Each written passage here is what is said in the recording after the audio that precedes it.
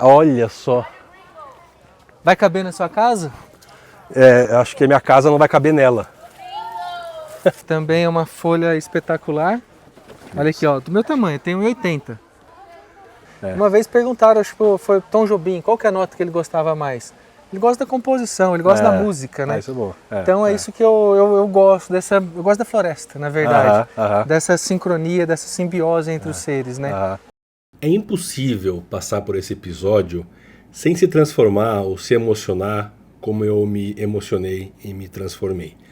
O Juliano Borin levou a gente para cantos e lugares tão especiais do que, para mim, talvez seja o maior jardim botânico do Brasil na atualidade e que não é conhecido pelos brasileiros como deveria. Eu trago para o meu jardim onírico um pouco de Inhotim. Espero que você faça o mesmo.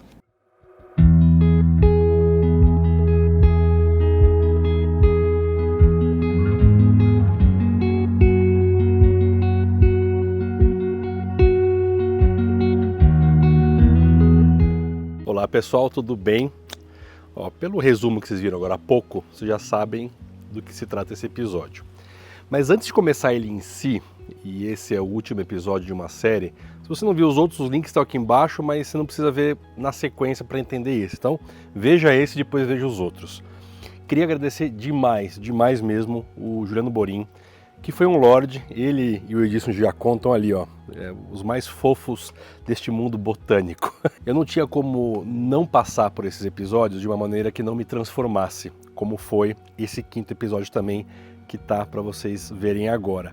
A gente aprendeu tanto nessas horas e horas e horas de gravações com o Juliano Borin, que eu quis deixar de presente para este canal e para vocês um breve resumo do que foram esses 4 episódios até aqui. Então, vamos assistir e aí eu já volto aqui com vocês.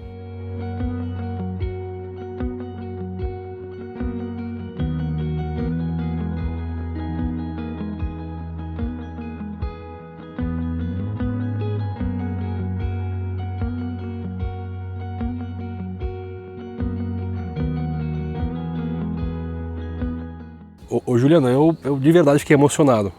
Primeiro com a instalação em si, eu nem vi a obra da artista, que é consagradíssima, a gente sabe disso. Então é o coração botânico do Inhotim. A gente tem uma área, tem vários jardins, né? Então tem os jardins aqui das mandalas, jardim de todos os sentidos, que a gente chama. Admire o jardim, porque tá maravilhoso isso aqui. É maravilhoso. É maravilhoso. Esse é o autor, tá? Obrigado. Obrigado aí. Eu trabalhei muito tempo como jardineiro, né, cara? A gente quer cultivar não só plantas, mas corações também. E mente das pessoas, abrir mente de pessoas. Claro, tem exótica invasora, tem que tomar cuidado, mas as exóticas não são... tem essa cruzada de só nativas, eu acho importante, tem que preservar, jardim botânico tem que fazer isso. Essa aqui é a tua estufa do coração? Cada vez mais a gente tem que ter recursos. Então, mudanças climáticas. Eu não sei o que vai ser o clima daqui a 20, 30 anos. Então, se tiver uma exótica que vá sobreviver nesse ambiente aqui,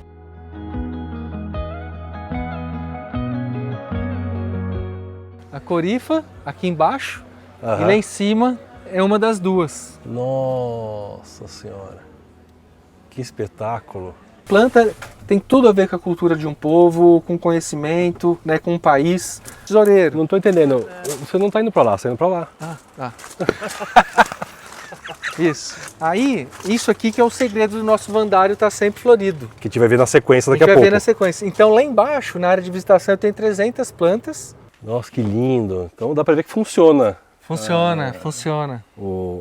A gente demorou uns anos, viu? Imagina. Para aprender. Adorei essa exposição aqui. Ficou chique. Ficou legal, né? Funcional. E as cores. As cores,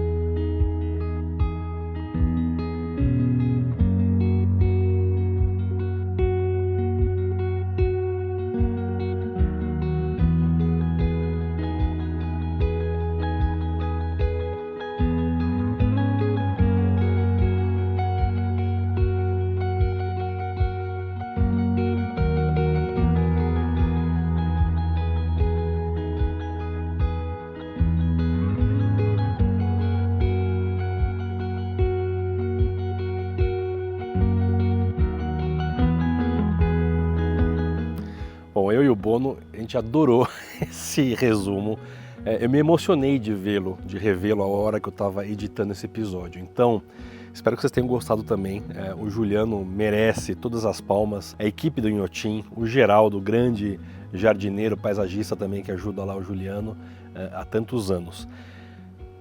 Esse episódio é o último dessa série maravilhosa. Agradeço muito o Paulo por ter comprado a ideia de ir para o Inhotim comigo. A gente ficou lá filmando, tirando foto e fazendo essa coisa linda de reconhecimento que é o Inhotim, para além das artes e das obras e dos artistas plásticos que lá estão, mas para essa obra que é o jardinismo, o paisagismo, os jardins, as plantas.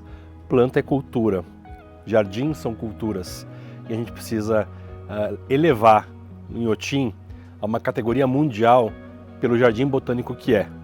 Então, fiquem com o último episódio, eu adorei fazer isso, a gente vai voltar lá em breve e espero que vocês gostem tanto quanto eu amei.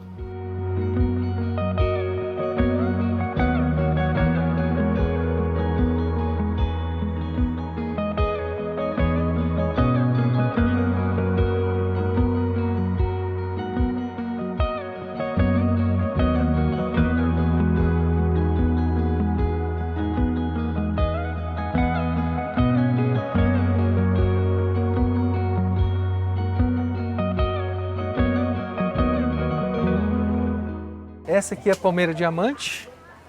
Aqui. Olha só a folha dela. Maravilhosa, cara. Espetáculo essa planta. Espetáculo. Nossa, olha só. Bem diferente, bem curioso, né? Bem linda. Maravilha. E aqui a Angiopteris. Olha só. Vai caber na sua casa? Acho que a minha casa não vai caber nela. Que coisa espetacular, Juliano. Linda, né? Maravilhoso. Olha isso. Angiopteris evecta, maior samambaia que se tem registro, né? É. Maravilhoso, olha só. Bom, já que aqui estamos, vamos mostrar um Antúrio melinone para vocês. Que também é uma folha espetacular. Olha aqui, ó, do meu tamanho, tem 1,80. Verdade. E aqui, ó, a inflorescência dela. Também muito bonita. E a gente coleta sementes, né? E propaga essas plantas aqui. Que espetáculo. Tem outra Angiopteris aqui, não é só tem. Aqui.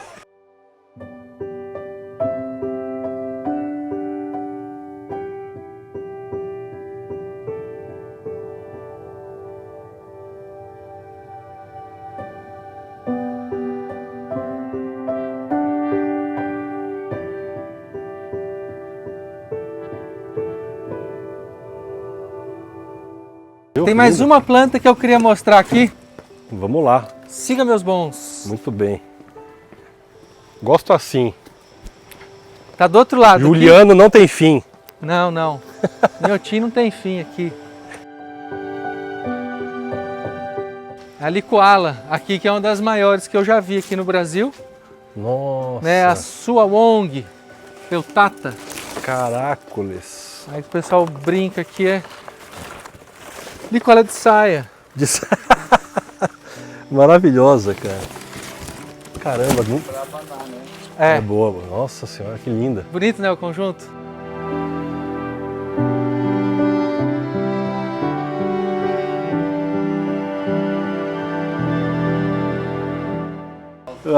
Assim que a gente gosta. Não menos que maravilhoso.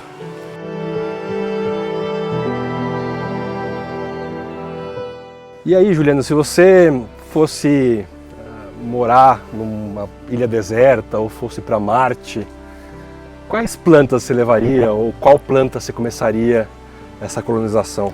Tem a lenda da... Lenda não, né? Tem o fato das canoas polinésias, né? Que quando eles iam para as outras ilhas colonizar, eles escolhiam 7 plantas, pelo menos, para levar nas canoas. E eles escolhiam plantas com funções, funcionais. Para fazer tecido, planta para alimento, para comida. Né? Então eu levaria, num ambiente desse que seria colonizar, seria plantas nesse sentido aí, mais funcional. Você citou os polinésios. Isso. Agora eu quero saber dos julianos. As palmeiras, eu acho que Palmeiras, eram uma. Arácea, que eu sou apaixonado, né? E algumas frutíferas, com certeza, né? Tá. Flores também, que eu acho que a gente não vive sem flor Sem também. flor, tá bom, tá bom. Qual planta que você gostaria de ter, ou pessoalmente, ou aqui no Inhotim, que você ainda não teve acesso ou não conseguiu ter? É difícil, né, essa pergunta, assim, que a gente tem bastante plantas aqui. Uma orquídea, mas assim, eu não tenho uma planta Nada que específica. venha assim... Não. Uma vez perguntaram, acho que foi Tom Jobim, qual que é a nota que ele gostava mais? Ele gosta da composição, ele gosta da música, né? Isso é bom. Então é isso que eu gosto dessa. Eu gosto da floresta, na verdade. Dessa sincronia, dessa simbiose entre os seres, né? É isso que me encanta, é isso que sempre me movimentou. Verdade. E a gente poder respeitar esse ambiente que a gente está inserido, né? É que você falar, me falta tal coisa, eu ia falar que, pô, Né? meu filho, falta o quê aqui? Sou super grato aí onde imagina, eu trabalho, a mas- equipe que eu tenho, né? O pessoal aqui do Inhotim, pelo Inhotim também. Então, assim, Tá tem certo. saúde, então Tá assim, certo, né? tá certo, tá certo. É isso que importa, na verdade. né? Este paraíso é completo. Aqui é É. completo. Muito bem.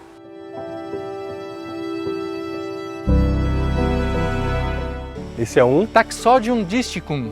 Aí depois a gente pode ver a folha dele, ele tem disposição dística também. E ele ocorre em brejos, áreas brejosas do sul dos Estados Unidos. É legal ver isso aqui, tem uma curiosidade. Olha ali que bonito o outro. Nossa. Ali é a Galeria Trurugi, é a primeira galeria de Inhotim, Aham. que é uma galeria do Tunga. Do Tunga, é. Aí aqui, ó, tem que tomar cuidado, que ele tem essas estruturas aqui.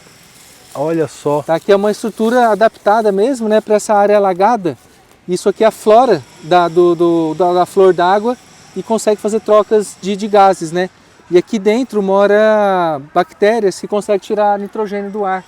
E ela consegue fixar o nitrogênio a partir disso daqui. São raízes pneumatóforas, né? Não conhecia isso. Dessa árvore. E aí vai espalhando, cara. Tá vendo? Olha aqui, ó. Caracoles. Que sensacional. Aqui uma figueira do Himalaia. Ficus auriculata também, muito bacana. Auriculata. Eu vi essa num vaso na casa de Luffy Gomes. Ah, é? Auriculata, ele tem um vasinho lá, lindo. Olha aqui, Luffy, como fica a sua futura auriculata desenvolvida. Eu vou falando, cara. Aqui tem o pau-rei, Pterygota brasiliensis, uma planta muito legal também. Usavam muito, né, para construção. Tem o fuste bem reto, uma planta nativa, bem interessante. E aqui um lindo exemplo daquela jiboiazinha que você deixa lá na estante, caindo. Isso. Ah, vou uma pendentezinha. Aí você coloca ela na onde ela deveria, epífita, plantada no chão. Vocês vão reconhecer, olha aqui, ó. A jiboia aureum, né, a Epipremnum aureum. Aí ela vai subindo, subindo, subindo, subindo, subindo. E a folha vai modificando. E a folha vai Então a folha normalmente começa com forma cordiforme, em forma de coração. Aham. E depois ela vai, conforme ela vai se aerando, vai tendo mais contato com o ar, com a atmosfera, ela vai ficando mais recortada. Mais recortada. Isso acontece em algumas plantas. Maravilhoso. Pergunta do iniciante. Ai, ai. O Alan falou sobre a jiboia, né? Que a gente vê pequenininha e ela cresce. E aí vai todo mundo falar, ah, legal, vou colocar na minha árvore. E a gente tem uma palmeira em casa, que as folhas estão exatamente desse tamanho. Do jeito que a gente está vendo aqui, ela subiu a palmeira. Só que como o nome diz jiboia, ela vai estrangulando a planta. Né? Você recomenda colocar ela para subir assim ou não? Eu recomendo, mas a gente tem esse manejo aqui, que eu falo que quando chega no pescoço ou da palmeira ou está tomando conta da copa da árvore, a gente tem que cortar ela. Você reduz ela 2 metros ali para baixo e deixa ela crescer de novo por mais alguns anos. Por quê? Porque senão ela pode sim estrangular e dificultar a fotossíntese, que ela acaba tomando conta, né? Ela acaba encobrindo a copa. E é isso a gente não pode deixar acontecer. E a gente quer esse efeito colunar, né? É isso que dá essa textura aqui. Então tem a jiboia aqui tem um filodendro, né? Então essa mistura de texturas que deixa o paisagismo aqui tão rico e tão belo, né? Só que tem que ter esse manejo de cortar quando estiver no pescoço das plantas. Sim. Aproveitando a pergunta do iniciante, Theo Caran, meu querido, vem cá, meu querido. Faça uma pergunta para o seu futuro chefe. Olha lá, hein? Isso aí é complicado, né? Não. Mais cedo a gente estava comentando dos palmitos. E o Alan acabou perguntando por que o palmito Jussara acabou levando a palmeira Jussara quase que à extinção e agora estão recuperando, né? Você pode explicar um pouquinho pra gente essa questão da palmeira? Essa pergunta é minha. Mas é porque tem uma questão também que quando a gente corta lá o topo da palmeira para pegar o palmito, ela morre. Né?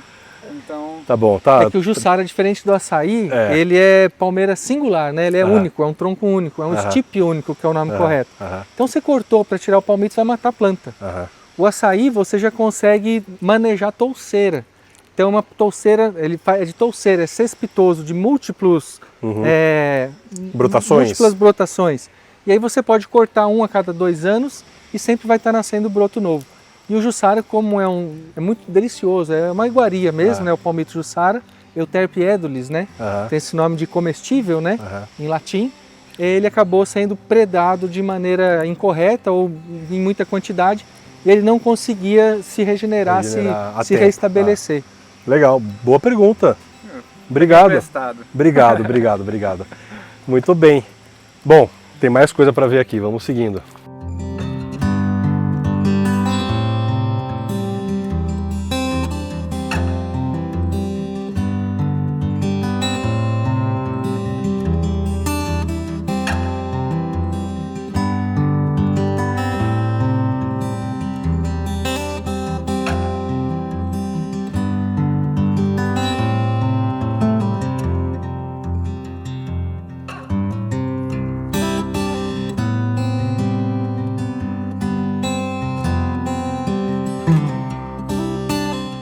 Essa aqui é a árvore que anda, não? Socrate exorrhiza, palmeira que anda. Palmeira que anda, é verdade.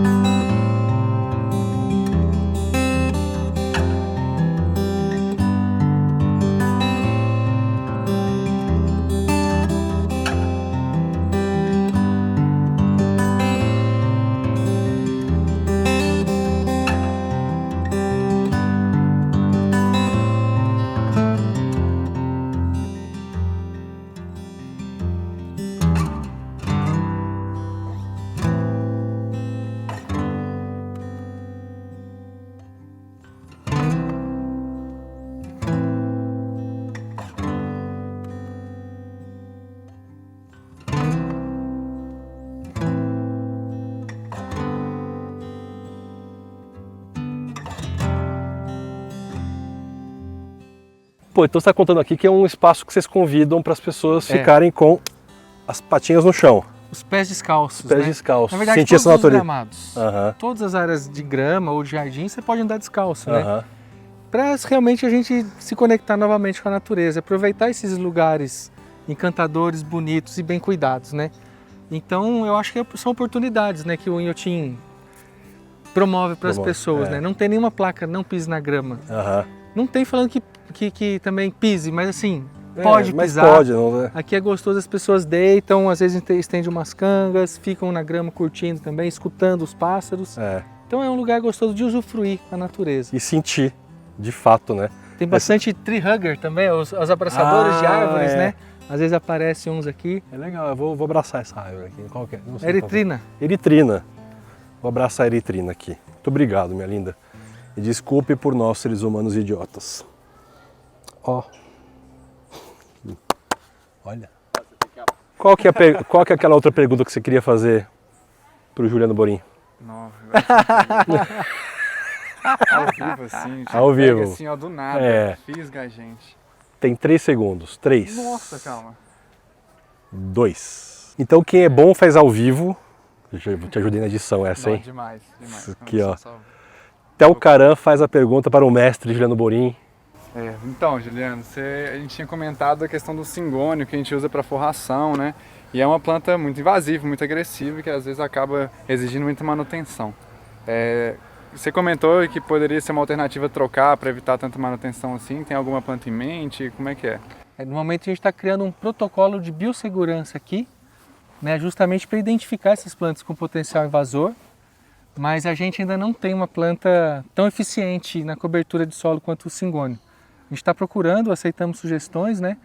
E a partir desse protocolo a gente vai escolher melhor, deixar isso registrado também, aonde tem, o que seria essas plantas, que o cingônio, apesar de ter uma propensão a ser invasora, ele é uma espécie meio que coringa, né? Então às vezes a gente tem uma situação que precisa cobrir o solo e o cingônio entra, e ele resolve a situação. Ele é rápido, né? Ele é rápido, mas dá manutenção, você tem que ficar tirando. Ele além de forrar o chão, ele começa a trepar também.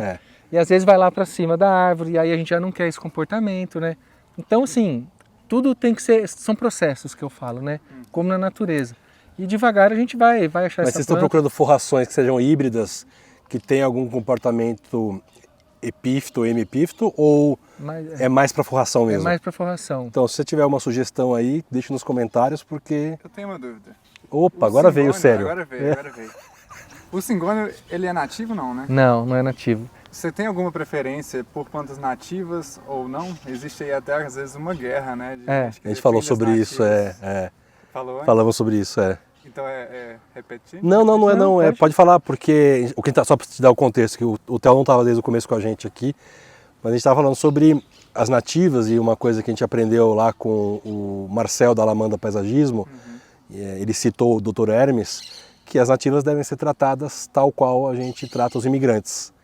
E aí isso me deu me aquietou, porque a ideia de você ter nativas em conjunção com as exóticas, em equilíbrio, ou numa proporção 80-20, 70-30, sobretudo num jardim botânico, é bem-vindo. Não dá para ser xiita no sentido de exótica nem a pau. Tem a parte que o Theo Juliano trouxe com muita sabedoria, que a gente não sabe qual é o futuro, né? Será que as exóticas não vão estar mais bem adaptadas a um cenário de um aquecimento global, de algum tipo de mudança? Então acho que é inteligente ter um mix, como é inteligente ter imigrantes, né? Muito bem, então é um trabalhão aí o cingônio, né? Sim. É um trabalhão. A gente tem cingônio, só que em casa são 400 metros quadrados, a gente venceu, tá? Mas tem vários tipos de cingônio também, tem várias espécies, né? Então talvez identificar umas espécies menos agressivas. Menos agressivas,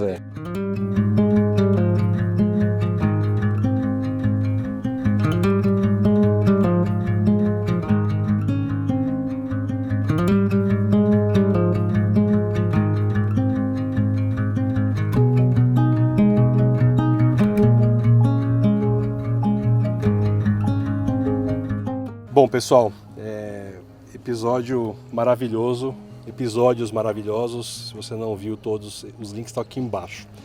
E numa conversa aqui entre o Juliano e o Paulo, você falou uma frase interessante, eu queria que você repetisse aqui. Não, a gente estava conversando sobre todo esse processo da gravação, que o tempo inteiro a gente falou que a gente vem para Inhotim mais voltado para a arte, o que a gente chama de arte, né? Que é o que um artista plástico produz. Mas o que a gente viu hoje, o que a gente aprendeu com o Juliano é arte. Também é arte. Talvez uma arte mais complexa, mas ele atinge o objetivo da arte, que é despertar sentimento na gente e também fazer a gente se questionar. E é lindo, é uma arte, né? E aí você falou, né, eu estava ouvindo você falando que é algo que te toca e te transforma, né? E é transformador da mesma maneira.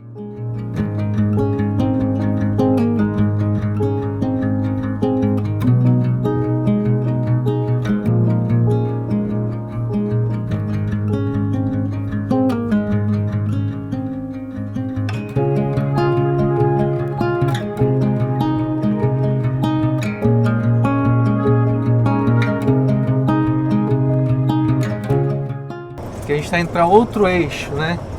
Aqui, Theo, tem a grumichama. Sei. Aqui é a cerejinha da Mata Atlântica.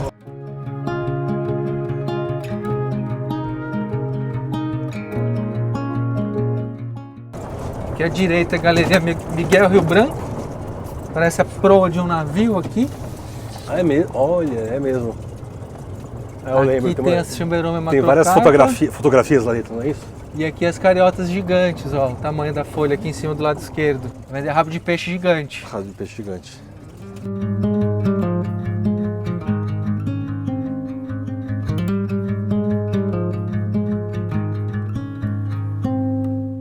Você está chegando aqui numa instalação famosa do Sim, Inhotim, que é Sons da Terra, que vale muito a pena colocar lá o ouvido para escutar os sons da terra. Aqui é um dos candidatos para o seu projeto que a gente acabou de ver em croquis, certo? Isso. Então conta pra gente aqui. É um projeto sobre um jardim de campo rupestre, né? Essa fitofisionomia muito interessante e extremamente biodiversa que tem no Brasil, pouco conhecida, né? E assim, em Minas tem várias áreas de campos rupestres e é um projeto em conjunto que a gente está fazendo com a UFMG, com a Fundação Zoobotânica, com a Vale, com o Inhotim, com outros pesquisadores, né? O pessoal de Carajás também. Então a gente quer poder estar mostrando para o público tanto a riqueza vegetal quanto mineral dessas áreas de campo rupestre. Perfeito, perfeito. E aí uma das áreas de possibilidades, né, que a gente está estudando, e eu acho que casa muito com a obra, que tem a canga aqui ao redor dos Sons da Terra. A canga é esse minério de ferro, né? Que aflorava. E aqui também aflorava a canga. Era uma área de ocorrência natural de canga. Natural da canga, tá. Mas já foi retirada, né? Mas ainda quando a gente mexe um pouco no solo, a gente ainda encontra a canga ali. E tudo isso a gente está vendo agora os projetos, vendo as possibilidades, né? De mudança, de transformação. E a área, aqui tem um pedaço, mas ela vem para cá. Aqui, se vocês conseguirem vir, eu acho que é legal que dá para ver o minério de ferro aqui ainda. Tá vendo, ó? Isso aqui é uma rocha de minério de ferro. Que interessante. Aí eu vou pegar aqui para fazer. Tá vendo? Então tem afloramento natural aqui e eu quero utilizar essa área aqui. É uma das possibilidades. Que é então a execução do croquis. É do croquis que a gente tem lá no escritório. Perfeito. Então é uma área que está aqui já há muito tempo desmatada, sem uso, do lado de uma super obra de arte, né? E eu acho que aqui é um lugar super legal, que tem uns platôs, dá para brincar com pedra, trazer pedras, né? Eu também acho. Vamos perguntar pro pessoal o que eles acham? Vamos. Comente aqui embaixo o que você acha de transformar essa área aqui nesse projeto aí de muitas mãos e muitas empresas. Muito legal, cara. E aí vai ter realmente uma utilidade esse espaço. Né? Muito bom. E aí eu mantenho a cortina aqui, eu não entrego o jardim de cara. Já tenho minério de ferro aqui, tem muita canga aqui também. A gente quer trazer mais, né? E trazer outras, aí trazer pedras de calcário e pedras de quartzito. Que aí a gente fala da riqueza mineral de Minas Gerais. E eu vou colocando essas plantas desses microambientes também aqui. Olha. Junto com a Fundação, junto com a FMG, junto com outras instituições de pesquisa e jardins botânicos. Então vocês estão vendo o antes e daqui a um tempo a gente volta para mostrar o depois para vocês. Não vou falar que é um compromisso, porque aqui é uma das áreas. Mas acho que já tem uma votação alta para que aqui seja a área final. Uma pergunta do iniciante. O chão em declive, que nem aqui, ele é mais adequado para um jardim rupestre? Assim, eu gostaria de ter mais platôs, né, para eu poder trabalhar mais níveis, né? Então, mas aqui eu acho interessante que tem muita planta de campo rupestre que é pequena, diminuta. E aí eu colocando elas aqui, você consegue apreciar todas. Sem então uma atrapalhada. Exatamente. Sem ninguém ficar na frente de ninguém. Então eu consigo fazer manchas aqui. Aí eu acho que para essa situação aqui, paisagístico, ia ser muito interessante ideal. Esse declive. Mas aí eu tenho os platôs que eu tenho que pensar na acessibilidade. Então também tem que depois ir descendo de uma forma tranquila, né, com pouca inclinação, para todo mundo poder usufruir daqui. Mas para a questão da água, da drenagem, não é uma vantagem? Não é uma vantagem, não é bom. Aí eu tenho que criar meios de ir movimentando a água e tirando ela daqui do meio, né? Jogando ela para as laterais. O que demanda um pensamento, uma engenharia, mas que é totalmente possível. Sim. Tudo é possível, né? Tudo é possível. Pensando, né? Planejando, tudo é possível. E com muita pesquisa, né? E ciência, principalmente. Bom, eu vou tirar o Theo lá do laboratório, ele vai ficar lá no laboratório e vai pôr a mão na massa aqui. É maravilhoso. Pô, super espaço legal aqui, né? Super legal, cara. Aí, as pedras, tá vendo? De ferro. Bom, aqui tem os sons da terra, mas tinha uma situação especial aqui, né, Juliana? Aqui é super bonito, né? É uma das áreas mais altas de Inhotim. Sons da Terra ou Sonic Pavilion, que é o nome que o pessoal sempre pede para eu chamar, né? Tá. Mas Sons da Terra é o que me encanta, esse nome. Aham. Atrás do Sons da Terra tem a nossa RPPN, de 200 hectares, né? Tá. Então é uma área de preservação permanente aí, uma reserva particular do patrimônio natural, averbada. E mais um pouquinho à esquerda dos Sons da Terra tem a obra do Robert Irving, que é aquela outra construção ali que dá para ver daqui. Que então é uma legal. área muito interessante.